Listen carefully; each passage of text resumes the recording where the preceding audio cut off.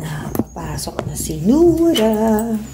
Oh, don't worry. What's it gonna be? There. We can get it there.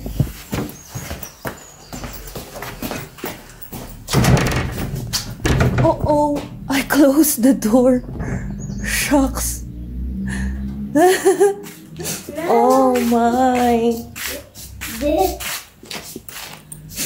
I closed the door. Dali, ayan na yung bus mo. We have to get vitamin pizza. Yes, I never got to eat vitamin D. More and more vitamin D. Huh? More and more vitamin D. Wait, what? What is that?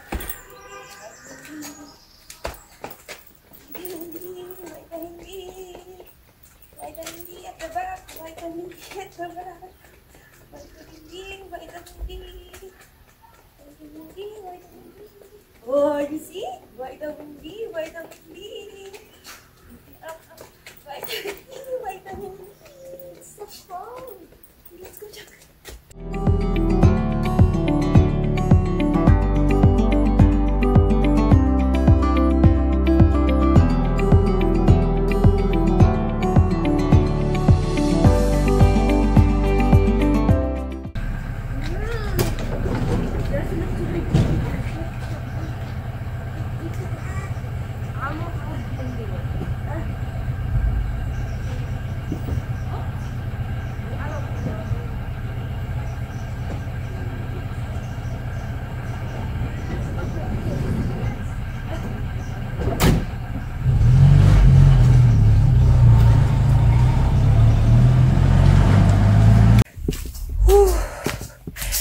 Sinundo na si Nura. So ngayon, makikipagsapalaran naman ako kung paano ako papasok sa bahay. Kasi naisara ko yung pinto. Nailak ko yung pinto. Teka lang. Oh my God. Nandito pa ba yung susi ko? Wala na yata dito. Kinuha na yata ni Veras. I have to wake him up. Oo nga, wala na dito yung susi ko. Tawag ko na si Papa.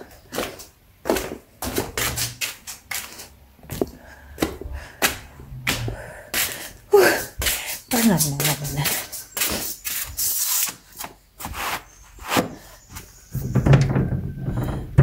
Ang galing ko talaga, na. Sandali nang tawagan natin si Papa. Ayun na, buksan niya na.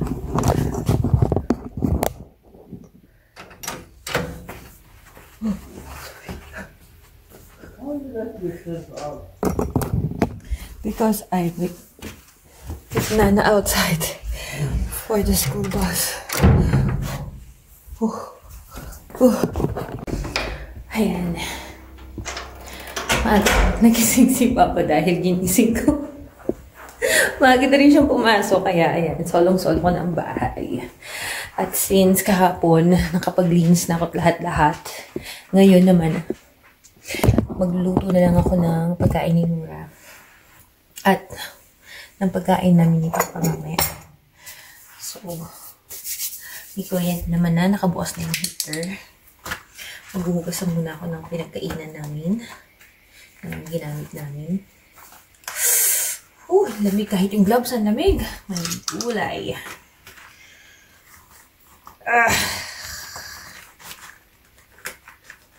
Oh, yes! Ang hirap humawak ng basa. Dahil sobrang lamig, ang sakit sa kamay.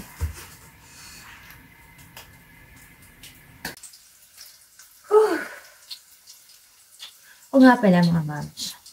So, habang nagluluto tayo, magchichikahan lang tayo ng bahagya. Well, wala naman akong lagi ichichika sa inyo. Napaka-boring nga ng buhay ko dito. Napaka-boring nga ng buhay ko dito. Hindi, joke lang. Well, actually, mas pinipili ko yung tahimik lang. Mas okay na sa akin yung tahimik na buhay lang. Kasi, alam niyo, pagka marami kang iniisip, alam mo yun, tapos napapabayaan mo na yung personal life mo. Kasi, mga kabataan,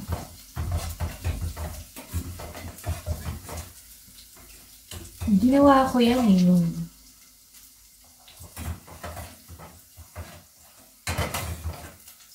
nung high school ako.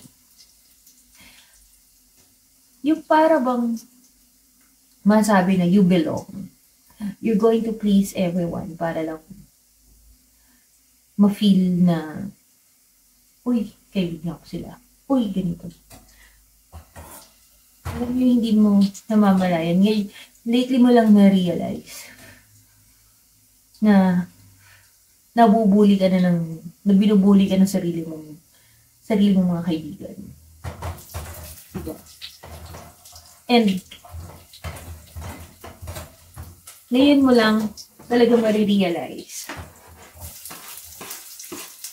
yung mga totoong kaibigan na nakita mo. Yung mag-i-stay sa friendship mo. Na kahit gaano kayo kalayo, yung magkakamustahan kayo ng walang issue.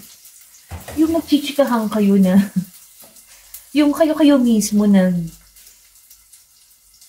naglalaitan, nilalait nyo ang isa't isa pero hindi kayo nasasaktan. Kasi alam nyo na ba yung daloy ng, para kayong yung para bang magkakakonekta, bitukan. Yung kahit minsan lang kayo magkita, yung parang walang nagbago. Diba? So, yun isa sa mga natutunan ko habang lumalaki. Hindi mo kailangan pumasok sa isang circle of friends na hindi ka na mapaahalagahan, na hindi ka bibigyan ng importansya na patas ng iba. Shout out nga pala sa mga dalawa kong kumari dyan na from high school, as in since high school, hindi naputol ang aming communication. Nag-college kami, nakapag-trabaho, nakapag-start ng pamilya hanggang ngayon. It's running more than 30 years na hanggang ngayon magkakaibigan pa rin. Nakapag-abroad na lahat-lahat, nakabalik na ng Pilipinas, abroad pa ulit.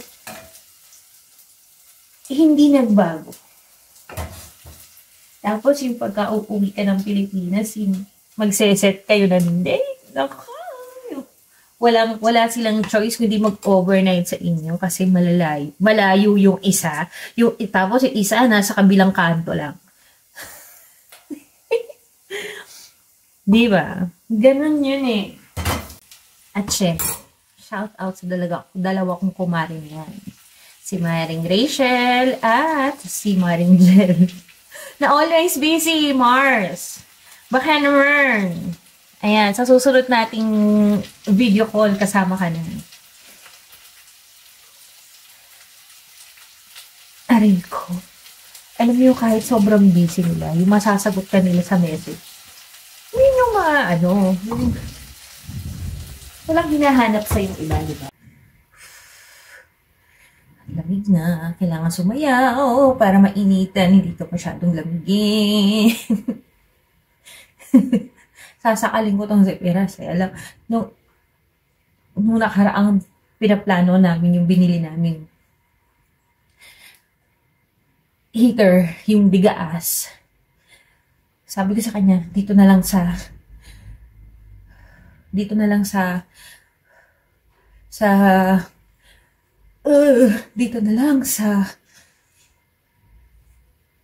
kitchen ilagay. Oh. Nakita niyo yun? Kasi nga ako napakalamig sa kitchen. Inayos ko yung kwarto ni Nana. Tapos dumadating pa yung mga bisita. May mga dalang anak din. So, syempre, kailangan iwalay mo yung mga bata para doon sila maglaro na lang sa kwarto. Dilagay ko muna doon for the meantime. Ayaw niya nang tanggalin, doon na lang daw. Para pag may bumisita ulit, hindi na namin tatanggalin. Sabi ko kasi kawawan mo yung mga bata, ang lamig-lamig sa kwarto, kako. Walang heater. Hindi naman sila pwede sa kwarto namin. Diba? Sacred place namin yun. Walang pwedeng ibang pumasok doon. Kami lang. Ay, Diyos ko Lord. Hintayin ko lang siya kumulo. Kasi hinaan ko. Takbo tayo sa sala. Sobrang lamig talaga, promise. Or pwede rin naman, magstay ako dito sa tapat ng apoy. Diba? Pero hindi malamig sa paa eh. Nilalamig yung paa ko. Hindi pwedeng walang heat. Okay. Let's go. Doon muna tayo sa sala. Makalamig dito sobra. Ay, maya-maya darating na ganun na sinura. Ay! But, mas prefer kong yan, diba? Malakas na yung ulan. Kailangan na abatan natin si Nura yung pagdating niya. Kasi hindi sila nagdadala ng payong.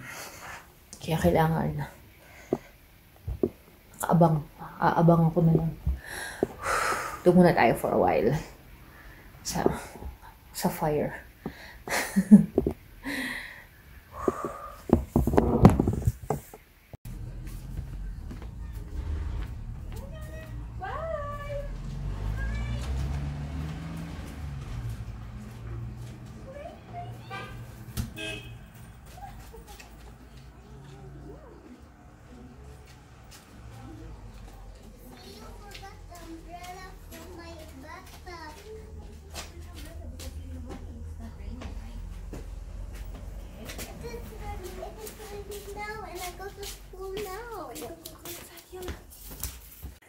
Wow, look at that rainbow. Ang lapit-lapit dito sa bahay. Oh, wow. Ayan. Ngayon, it's time for Nura to do her homework. Pakita ko sa inyo paano yung ginagawa. Check one more time. Do you need more D? There's 3 T's now. Yes, that's correct. Only 3 letter D that you need to circle. Okay. Now you're done with the circling the letter D. You have to do and practice on writing the letter D. Good job. Okay. Down, small dash. Yeah, okay. Semicircle.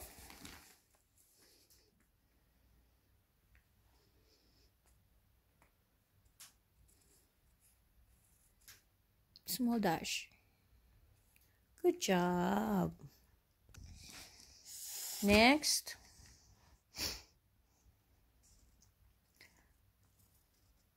Down. Small dash. Good job. Do not make it a tall one. Okay, next. Which teacher do the tall one? Okay, go ahead. Finish it.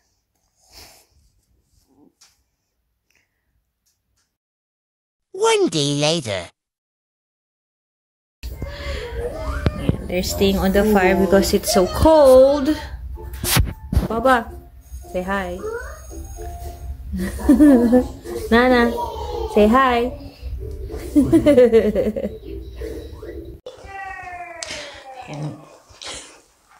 Hindi pumasok yung dalawa. So maghapon kami na dito sa bahay dahil ang sama ng panahon dito. Sobrang lakas ng ulan. At iniisip namin na baka mag-snow.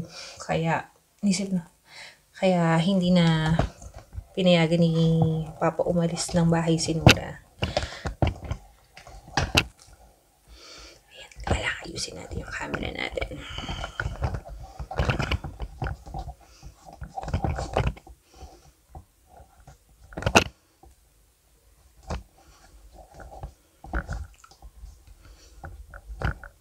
Ayan. Kagabi may mga bisita kang dumaan. Kasi yung family ng friend na yun ni Firas nakatira ngayon sa malayo. So, kagabi nandito sila, dumaan sila. So, hindi ako naghugas kagabi dahil sobrang lamig. Tsaka ang aga natulog ni Nora. Pagka natutulog kasi si Nora, talagang kailangan katabi niya ako. Pagka hindi, naalipungatan siya na wala ako sa tabi niya, babangon yun at iiyak. So, sa ngayon, talagang baby pa rin si Nora pagdating sa ganyang aspect. Kaya, madalas, katabi namin siya matulog or nandun siya sa kwarto namin.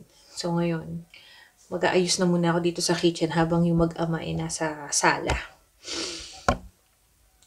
Makikipagbuno muna ako dito sa lamig ng tubig dito sa kitchen. Hi. Ayan. Ika guys, nag-prepare ako ng breakfast. So, samahan nyo kami kumain.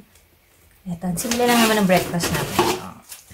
Yan, gulay, cucumber, tomatoes, olives, and yung scrambled eggs. Tsaka, syempre, Arabic bread. Hindi mawawala yan. Pinaka-common yan dito sa everyday. Hindi yan mawawala sa bahay. Kailangan lagi kami Arabic bread. Tara! Nana!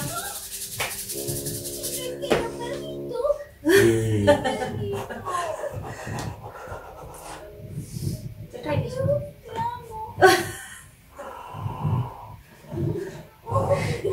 Yala, help Mama to make one. Yala, help Mama to make me one. Make like this. Because Mama prepared the food for you. Yalla. No. Ayan, ito tayo. Bring your chair. Put the sword here. Yalla. Salamat sa Diyos sa agahan na pinagsaluhan namin ngayong umaga. And since wala kaming masyadong ganap ngayong araw at dito lang kami sa bahay at i-enjoy ang masarap at makulimlim, malamig na panahon dito sa Lebanon, magre-relax lang kami maghapon. At bukas, dahil February 14, sabi ni Firas, mag-off lang daw siya at baka ilabas daw niya kami. Let's see kung ano pang paanda ni Papa bukas. See you all guys soon. Thanks for watching. Please like and subscribe to our YouTube channel. Bye. God bless.